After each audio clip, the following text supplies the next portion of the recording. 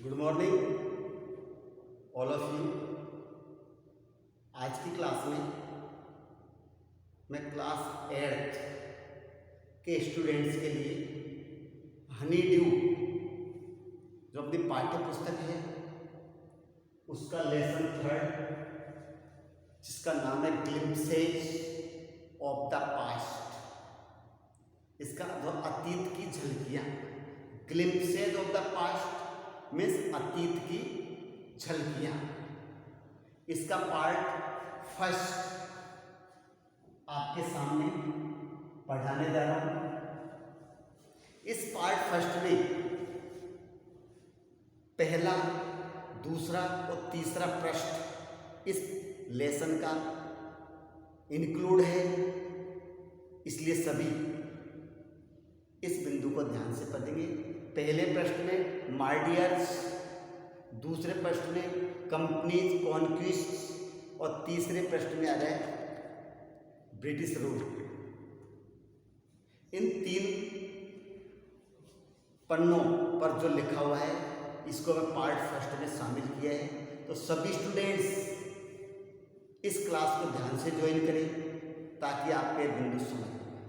सबसे पहले words meaning, pictorial चित्रात्मक, स्पीच बबल्स बुलबुलों में लिखे हुए कथन, ग्लिम्पसेज झलक, माय डियर्स शहीद, सुपीरियर मीन्स श्रेष्ठ, एक्सटेंडिंग फैला रहे, टेरिटरी मीन्स क्षेत्र, आर्टिसन शिल्पकार, शॉर्ट साइटेड अल्पदृष्टि, अपस्टार्ट्स नया धनी, कॉन्क्वेस्ट विजय जीत, रिवेलरीज प्रतिद्वंदिता जो राइवलरी भी कहते हैं, सबड्यू हराना, फारसी दूरदृष्टा, डीथ्रॉन सिंहासन से उतारना, फॉरेनर्स विदेशी, फेमाइन्स अकाल, प्रेच धर्मोपदेश, अनटचेबिलिटी छुआछूत, स्कॉर्ट अपमान, नेटिव्स देशवासी, एवंडन मित त्यागना, एरियर्स पिछला बकाया, इन्वेंटेड खोजा, इंपोर्ट ड्यूटी आयात कर, क्रिपल मिस रोंदना, इनएविटेबली अवश्य। ये इसकी सभी वर्ड्स मीनिंग्स हैं, तो प्लीज सभी स्टूडेंट्स इन वर्ड्स मीनिंग्स को ठीक प्रकार से लिख लें ताकि आप इनको याद कर सकें, ताकि और याद करने से यह लेसन हमारे ठीक प्रकार से समझ में आ सके। तो प्रिय विद्यार्थियों, इस लेसन में अतीत की कुछ झलकियां बताई गई है, किस प्रकार से अंग्रेजों ने भारत पर अत्याचार किया था, उन्हें गुलाम बनाया और किस प्रकार से वो हमारा शोषण करते थे, इस पार्ट में बताया। तो सभी अपनी पाठ्य पुस्तक का लेसन 3rd इसको खोल लेंगे ताकि आपके इसका लेसन का अर्थ ठीक ढंग से समझ में आ सके। तो देखिए, have you, here are some pictorial glimpses, चित्रात्मक झलकियां हैं।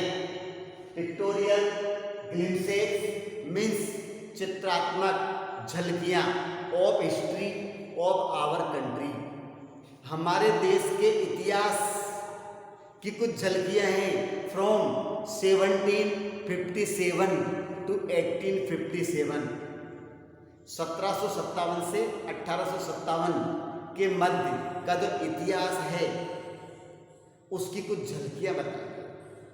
These pictures and speech bubbles, इसमें चित्र दे रखे हैं और बुलबुलों में जो कथन दिए हैं will help clarify your standing of the condition, उस दशा को समझने में हमारी सहायता करेंगे। That led to the event known, जो उस घटना के लिए आगे बढ़ाया, known as the first war of independence, स्वतंत्रता का पहला युद्ध, जो 1857 में प्रारंभ हुआ। ऐसी कंडीशन हो गई कि 1857 में अंग्रेजों के विरुद्ध प्रथम युद्ध लड़ना पड़ा। तो इसमें कुछ स्पीच और स्पीच बबल्स है, कुछ पिक्चर दे रखी है जो हम आपको इस बात को समझने में सहायता करें। सबसे पहले दिया है द मार्टियर्स। मार्टियर्स मीन्स होते हैं देशभक्त, शहीद। किसके बारे में है? शहीदों के बारे में।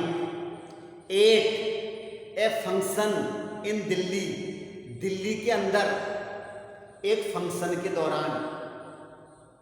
इसमें चित्र दे रखा है लता मंगेशकर, पंडित जवाहरलाल नेहरू और लाल बहादुर शास्त्री और इंदिरा गांधी, इसका चित्र यहां पर दिया।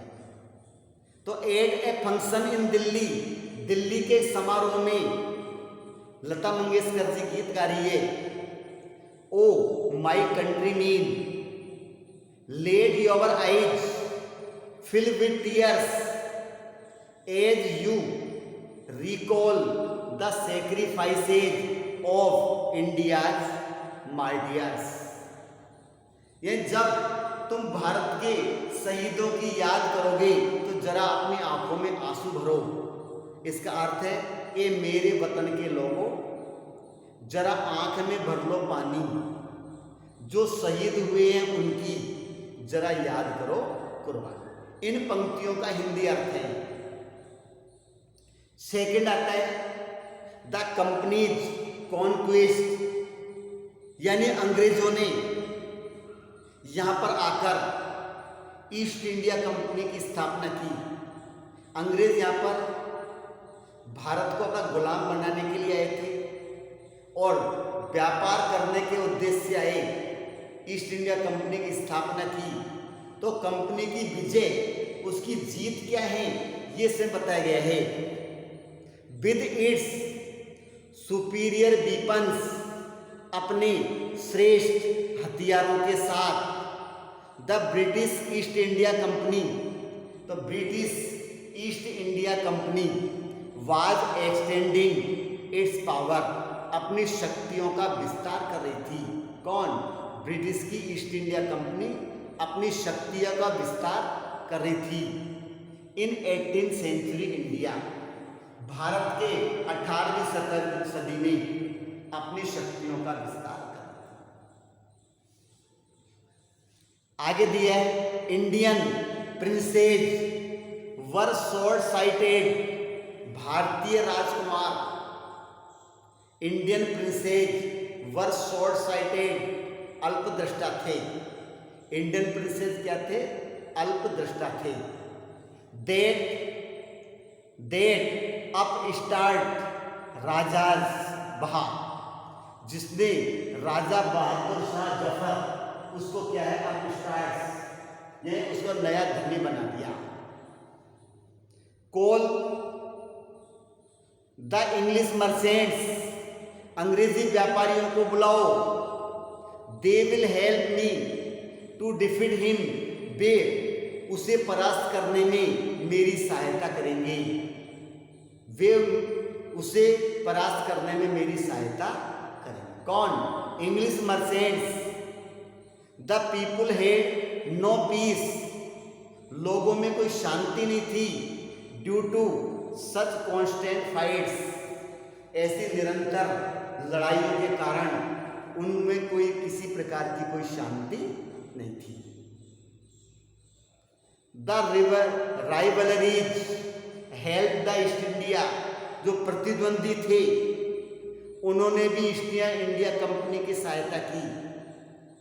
And it could easily subdue Indian princes, तो it could easily subdue Indian princes और भारतीय राजकुमारों को आसानी से हरा सकते थे। वन बाय वन, एक एक करके जितने भी इंडियन प्रिंसेस थे, राजकुमार, उन सबको हरा सकते थे। ए फार सीइंग रूलर, दूरदृष्टा शासक, like brave Tipu of Mysore, कौन था? मैसूर का Tipu Sultan. Fought the British till he died fighting, अंग्रेजों से लड़ा। मैसूर का बहादुर टीपू सुल्तान अंग्रेजों से मरते दम तक लड़ता रहा। Thank God there is peace in the country now, हे भगवान धन्यवाद, अब तो देश में कम से कम शांति है। नो मोर वार्स, कोई युद्ध नहीं है। And no looting by thugs, और किसी ठग के द्वारा किसी प्रकार की लूटपाट नहीं। How did Indians react to these conquest, Indians ने इन विजयों का, जो जीत हुई थी कंपनी की, उसकी क्या, किस प्रकार से अपनी प्रतिक्रिया व्यक्त की? It is God who sent the British, ईश्वर है जिसने अंग्रेजों को भेजा है। यहां पर किसने भेजा है? अंग्रेजों को भेजा है। किसने भेजा है? ईश्वर। Our destiny is linked with them, हमारा भाग्य उनसे जुड़ा हुआ है, इन हमारा भाग्य अंग्रेजों से जुड़ा हुआ है। The white man has killed और डिथॉर्न आवर किंग्स, अंग्रेजों ने हमारे राजाओं को मार दिया है या उनको सिंहासन से क्या है? उतार दिया। क्या किया? अंग्रेजों ने हमारे राजाओं को मार दिया या सिंहासन से नीचे उतार दिया। Some kings were not good, some kings were not good, कुछ राजा अच्छे नहीं थे।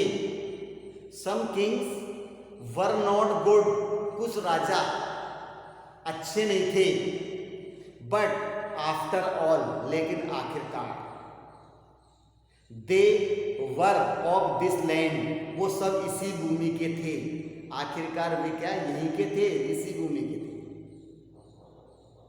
नाउ, अब, we have become slaves of foreigners, we have become the slaves of foreigners, अब हम विदेशियों के गुलाम बन चुके हैं। इस प्रकार से ये चित्र और स्पीच बबल्स में दिए हुए हैं, जिनके आधार पर हमें इंडिया की भारतीय कंडीशन के बारे में पता लगता है। तीसरा प्रश्न पर आता है ब्रिटिश रूल। क्या है? ब्रिटिश रूल, अंग्रेजों का शासन, किस प्रकार से उन्होंने शासन किया? तो रिलीजियस लीडर्स प्रेस्ड आइडियाज, धार्मिक, जो धर्म के नेता थे, उन्होंने अनेक प्रकार के धर्म उपदेश दिए। Like untouchability and child marriage, कैसे? अनटचेबिलिटी में छुआछूत और बाल विवाह जैसे अनेक धर्म उपदेश दिए। Anyone who crosses the sea loses his religion, कोई व्यक्ति जो अपने सीमा को पार करेगा वो अपने धर्म को खो देगा। जो भी सीमा को पार करेगा वो धर्म को खो देगा। All the misery in the world is due to women, इस संसार में जो भी दुख है, माइजरी में दुख, इस संसार में जो भी दुख है वो औरतों के कारण है, महिलाओं के कारण है। द ट्रुथ वाज दैट सत्य यह था कि Indians had lost self respect, Indians had lost self respect, तो इंडियंस आत्मसम्मान खो चुके थे। जो भारतवासी थे वो अपना आत्मसम्मान खो चुके थे। द ब्रिटिश स्कॉर्न देम, अंग्रेजों ने उन्हें स्कॉर्न देम, उनका अपमान किया था।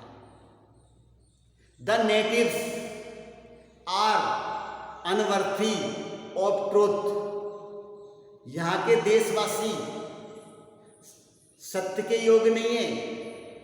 इनकेपेबल ऑफ ऑनेस्टी, और न ईमानदार हैं। यहाँ के लोग न तो विश्वास पात्र हैं और न ईमानदार। ट्रू योर ऑनर, हे महाराज सत्य बात है, बट आई एम ऑनेस्ट, इसमें लिखा हुआ है true your honour but I am honest, लेकिन मैं ईमानदार हूं। बीइंग मर्चेंट्स, व्यापारी बनने के लिए। The British wanted quick profit, अंग्रेज बहुत ज्यादा लाभ प्राप्त करना चाहते थे। The their heavy taxes forced farmers and to abandon their fields, उनके जो भारी कर थे उन्होंने किसानों को अपने खेतों को छोड़ने पर बाध्य कर दिया, अपने खेतों को छोड़ने पर बाध्य कर दिया। बट योर मीन आर, तो but your men are taking all my crop, लेकिन तुम्हारे व्यक्ति मेरे सारी फसल को ले जा रहे हैं। इंडियंस ने कहा you are still in arrears, अभी तक भी तुम पर ऋण बकाया है। If you don't pay next week, यदि तुमने अगले सप्ताह भुगतान नहीं किया। If you don't pay next week, यदि तुमने अगले सप्ताह भुगतान नहीं किया तो I will send you to jail, मैं तुम्हें जेल भिजवा दूंगा। इनएविटेबली द फेमाइन्स फॉलोड, और अकाल पड़ता रहा बिटवीन 1822 एंड 1836 के मध्य भयंकर अकाल पड़ा। 15 lakh Indians died of starvation, और 15 लाख इंडियंस 15 लाख भारतवासी भूखमरी से मर गए। कितने? 15 lakh. Still the British invented other methods, फिर भी अंग्रेजों ने अन्य कई प्रकार के मेथड्स उन्होंने अपना लिए। Which gave them more profit, जिसने उन्हें बहुत ज़्यादा लाभ दिलाया था। ऐसे मेथड अपनाए जिनसे अंग्रेजों को बहुत लाभ हुआ।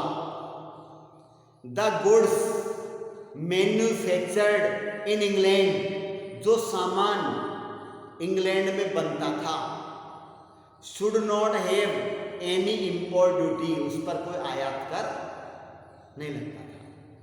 When brought to India, England से माल आता था भारत में तो इस पर कोई आयात कर नहीं लगता। ए गुड आइडिया, अच्छा विचार। The East India Companies, the East India Companies large began to cripple, East India Company के नियम उन्होंने इंडियन इंडस्ट्रीज, भारतीय उद्योग धंधों को रौंदना प्रारंभ कर दिया। किसने? ईस्ट इंडिया कंपनी ने, जो भारत के उद्योग धंधे थे, इंडियन फैक्ट्रीज थी, उनको रौंदना प्रारंभ किया। The British policies ruined the expert artisans, कुशल कलाकारों को उसने रौंदा, उनको क्या कर दिया? बर्बाद कर दिया। एंड दियर बिजनेस, शिल्पकार, आर्टिसन होता है शिल्पकार, और उसके बिजनेस को उन्होंने क्या है, बर्बाद कर दिया। इस प्रकार से अंग्रेजों ने कई प्रकार से भारत के लोगों को बर्बाद किया, उन पर अत्याचार किया, उनका शोषण किया और उनसे ज़्यादा लाभ कमाया। तो यहाँ पर पार्ट फर्स्ट कंप्लीट होता है। सेकंड पार्ट में अगली क्लास में मैं फिर आपके सामने उपस्थित रहूँगा। तब तक के लिए धन्यवाद।